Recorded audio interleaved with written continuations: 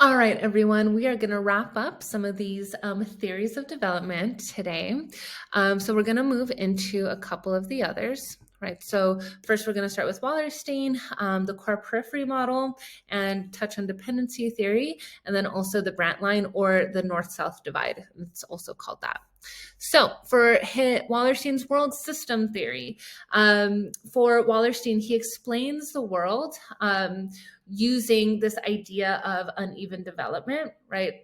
There's this idea that there's interdependence between places, right? Which means that inherently you're going to have different levels. So we have the core, the semi-periphery, and the periphery. And as you can see here, you can already kind of make some guesses, right, as to what the core would be considered, what the periphery would be considered.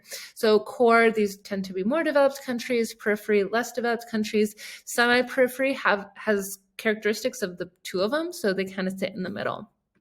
So his premise was that we are a world economic system. We are just one big interconnected economy, even though we have different roles within this economy. So characteristics of Wallerstein's theories, like the legacy of colonialism, there are advantages in production for core countries. So these are things that we've already touched on in this course, right?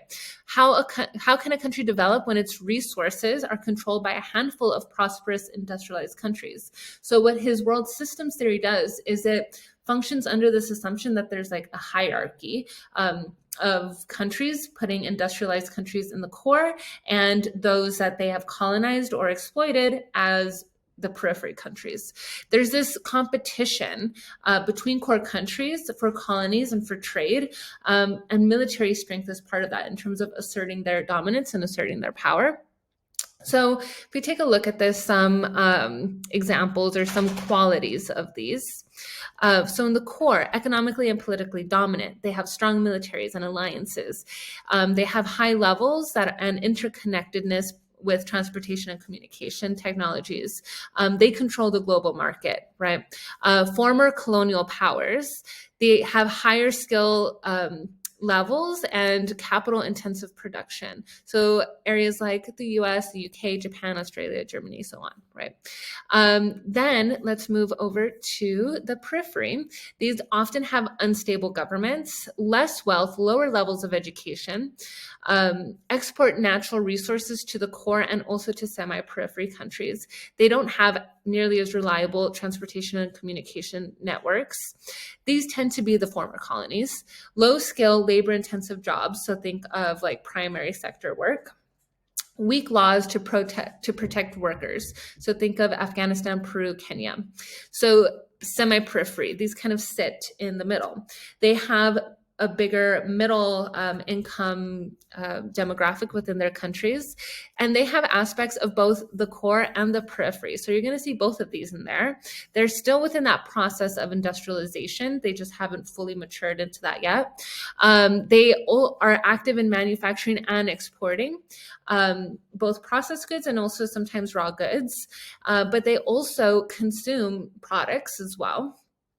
So some examples would be Brazil, Russia, India, China, South Africa, Mexico. These are newly industrialized countries. Okay, so this relates back to this idea of dependency theory. So this inherent hierarchy, right?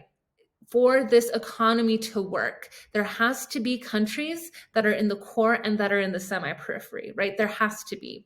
So the core buys raw materials, they pay for cheap labor, and they sell consumer goods at higher prices, right?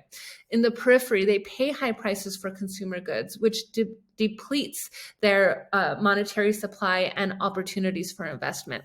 So this is where we see that inherent dependency on each other. And that's, according to this theory, this assumption, right? The core does not want the periphery to develop, right? They don't want them to get out of that, because then who is going to be processing, like creating these goods at such a low cost? So in order for this to work, that hierarchy needs to be maintained, that inequality needs to be maintained. So if we think about this applied to a country level scale, right?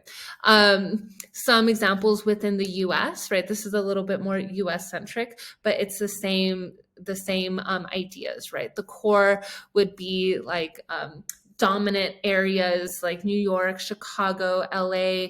The periphery would be rural areas, and then semi-periphery would have aspects of both, like Cincinnati and Atlanta. All right, moving on to the Brant line or the north-south divide. So this is what it is here, right here in this image. This is a spatial analysis of development. Generally, we see more developed countries in the northern hemisphere and less developed countries in the southern hemisphere. This is not exactly an accepted idea anymore. This is a little out of date because there are a lot of newly industrialized countries that are located in the southern hemisphere, right? And then also like Australia and New Zealand are in the southern hemisphere as well. So this is not nearly as popular as it used to be, but this is still referenced, right? This idea of north-south divide. And that is it, guys.